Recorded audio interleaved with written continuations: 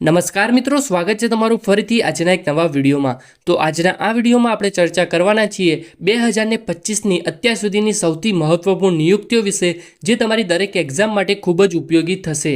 તો વિડીયોને એન્ડ સુધી જરૂરથી જોજો। તો વિડીયોની શરૂઆત કરીએ મિત્રો સૌથી મહત્વપૂર્ણ પ્રશ્નથી। તો ભારતીય વાયુસેનાના જગુઆર સ્ક્વોડ્રનની પ્રથમ મહિલા પાયલટ કોણ બની છે? તો મિત્રો આમાં જવાબ આવશે ઓપ્શન નંબર બી, તનુષ્કા સી। તો તનુષ્કા સી એ ભારતીય વાયુસેનાના જગુઆર સ્ક્વોડ્રનની પ્રથમ મહિલા પાયલટ બની ગઈ છે। આગળ વાત કરીએ તો ડિફેન્સ એકાઉન્ટ્સના કંટ્રોલ જનરલ તરીકે કોની નિમણૂક કરવામાં આવી છે? તો મિત્રો આમાં જવાબ આવશે ઓપ્શન નંબર એ, ડૉક્ટર મયંક શર્મા। તો ડૉક્ટર મયંક શર્માની ડિફેન્સ એકાઉન્ટ્સના કંટ્રોલ જનરલ તરીકે નિમણૂક કરવામાં આવી છે। પ્રશ્ન નંબર 3, તાજેતરમાં સેબીના 11મા અધ્યક્ષ તરીકે કોની નિમણૂક કરવામાં આવી છે? તો મિત્રો આમાં જવાબ આવશે ઓપ્શન નંબર ડી, તુહિનકાંત પાંડે। તો તુહિનકાંત પાંડેની સેબીના 11મા અધ્યક્ષ તરીકે નિમણૂક કરવામાં આવી છે। વાત કરીએ મિત્રો સેબીની, તો તેનું ફૂલ ફોર્મ થાય છે securities and exchange board of India. પ્રશ્ન નંબર 4, તાજેતરમાં સરકારી ઈ માર્કેટ પ્લેસના સીઈઓ તરીકે કોની નિમણૂક કરવામાં આવી છે? તો મિત્રો આમાં જવાબ આવશે option number B, Ajay Bhadu. તો અજય ભાદુની સરકારી ઈ માર્કેટ પ્લેસના સીઈઓ તરીકે નિમણૂક કરવામાં આવી છે। વાત કરીએ મિત્રો સરકારી ઈ માર્કેટ પ્લેસની, તો સરકારી ઈ માર્કેટ પ્લેસ એ વાણિજ્ય વિભાગ અને કેન્દ્રીય વાણિજ્ય મંત્રાલય હેઠળ આવે છે અને આ એક ઓનલાઈન માર્કેટ પ્લેસ છે જ્યાં કેન્દ્ર અને રાજ્ય સરકારના મંત્રાલયો તેમના જાહેર ક્ષેત્રના સાહસો અને સ્વાતંત્ર્ય સંસ્થાઓ તેમના સામાન અને સેવાઓની ખરીદી કરે છે।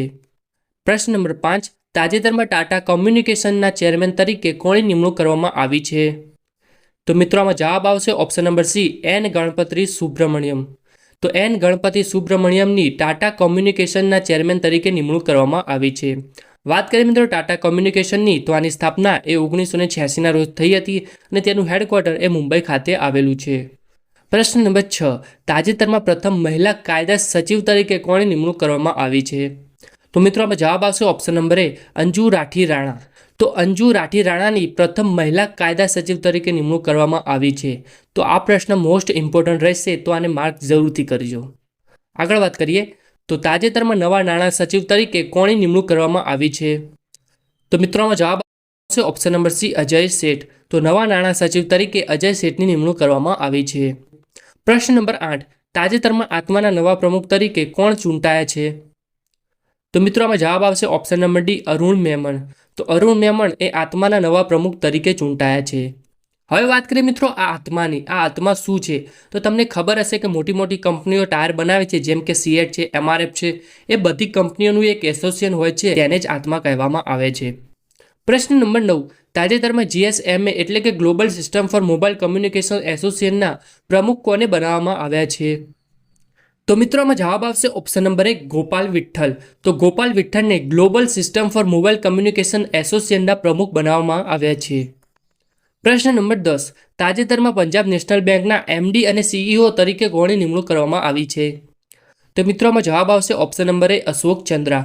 તો અશોક ચંદ્રાની પંજાબ નેશનલ બેંકના એમડી અને સીઈઓ તરીકે નિમણૂક કરવામાં આવી છે।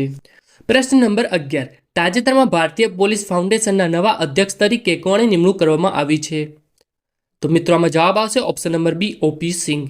તો ઓપી સિંઘની ભારતીય પોલીસ ફાઉન્ડેશનના નવા અધ્યક્ષ તરીકે નિમણૂક કરવામાં આવી છે। પ્રશ્ન નંબર 12, તાજેતરમાં એનઆઈઆઈટી યુનિવર્સિટીના કુલપતિ પદ પર કોની નિમણૂક કરવામાં આવી છે? તો મિત્રો આમાં જવાબ આવશે ઓપ્શન નંબર સી, અમિતાભ કાંત। તો એનઆઈઆઈટી યુનિવર્સિટીના કુલપતિ પદ પર અમિતાભ કાંતની નિમણૂક કરવામાં આવી છે। વાત કરીએ મિત્રો એનઆઈઆઈટી યુનિવર્સિટીની, તો આનું ફૂલ ફોર્મ થાય છે national institute of information technology, જે અલરાવ રાજસ્થાન ખાતે આવેલી છે। પ્રશ્ન નંબર 13, તાજેતરમાં નીતિ આયોગના પૂર્ણ સમયના સભ્ય કોણે બનાવવામાં આવ્યા છે?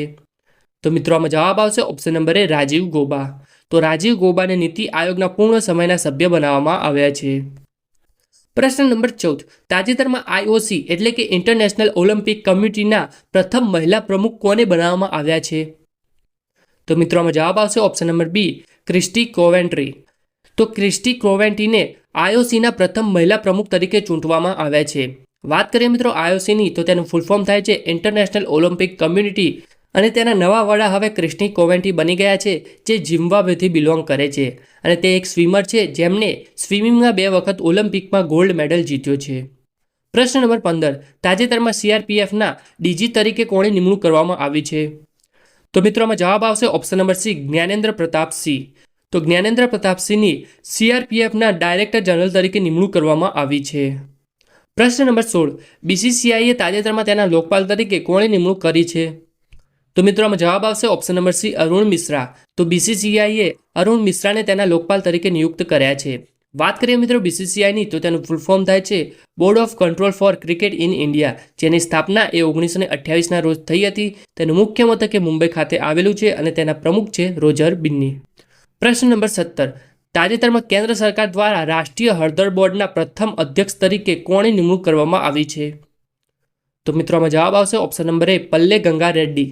તો પલ્લે ગંગા રેડ્ડીની કેન્દ્ર સરકાર દ્વારા રાષ્ટ્રીય હળદર બોર્ડના પ્રથમ અધ્યક્ષ તરીકે નિમણૂક કરવામાં આવી છે. વાત કરીએ મિત્રો હળદર બોર્ડ એટલે કે ટર્મરિક બોર્ડની, તો કેન્દ્રીય વાણિજ્ય અને ઉદ્યોગ મંત્રી પિયુષ ગોયલે હળદરના નવા ઉત્પાદનોના વિકાસ અને તેના સંશોધન માટે રાષ્ટ્રીય હળદર બોર્ડની શરૂઆત કરી છે અને તેના પ્રથમ અધ્યક્ષ તરીકે પલ્લે ગંગા રેડ્ડીની જાહેરાત કરી છે અને આ બોર્ડનું મુખ્યાલય એ તેલંગાણા ખાતે આવેલું છે. પ્રશ્ન નંબર 18 તાજેતરમાં યુઆઈડીએઆઈના નવા સીઈઓ કોણ બન્યા છે? તો મિત્રો આમાં જવાબ આવશે ઓપ્શન નંબર બી, ભુવનેશ કુમાર. તો ભુવનેશ કુમાર એ યુઆઈડીએઆઈના નવા સીઈઓ બન્યા છે. હવે વાત કરીએ મિત્રો યુઆઈડીએઆઈની, તો આનું ફૂલ ફોર્મ થાય છે unique identification authority of India. આ એ જ ઓથોરિટી છે જે આપણા આધાર કાર્ડ બનાવે છે અને તેના સીઈઓ હવે ભુવનેશ કુમાર બની ગયા છે. પ્રશ્ન નંબર 19 તાજેતરમાં ભારતીય બેંક એસોસિએશનના પ્રમુખ તરીકે કોની નિમણૂક કરવામાં આવી છે? તો મિત્રોમાં જવાબ આવશે ઓપ્શન નંબર ડી, ચલ્લા શ્રીનિવાસલુ શેટ્ટી. તો ચલ્લા શ્રીનિવાસલુ શેટ્ટીની ભારતીય બેંક એસોસિએશનના પ્રમુખ તરીકે નિમણૂક કરવામાં આવી છે. પ્રશ્ન નંબર 20 તાજેતરમાં બીસીસીઆઈના નવા સચિવ કોણ બન્યા છે? તો મિત્રોમાં જવાબ આવશે ઓપ્શન નંબર એ, દેવજીત સેકૈયા. તો દેવજીત સેકૈયા એ બીસીસીઆઈના નવા સચિવ બની ગયા છે. વાત કરીએ મિત્રો બીસીસીઆઈની, તો તેનું ફૂલ ફોર્મ થાય છે board of control for cricket in India, જેની સ્થાપના એ 1928ના રોજ થઈ હતી. તેનું મુખ્યાલય એ મુંબઈ ખાતે આવેલું છે અને તેના પ્રમુખ એ રોજર બિન્ની છે. તો બસ મિત્રો આજનો આ વિડીયો આટલા સુધી જ હતો. જો તમને આ વિડીયો પસંદ આવ્યો હોય તો વિડીયોને એક લાઇક જરૂરથી કરી દેજો, તમારા મિત્રો સાથે શેર પણ જરૂરથી કરી દેજો અને ચેનલ પર નવા છો, ચેનલને સબસ્ક્રાઇબ નથી કરી તો ચેનલને સબસ્ક્રાઇબ પણ જરૂરથી કરી લેજો.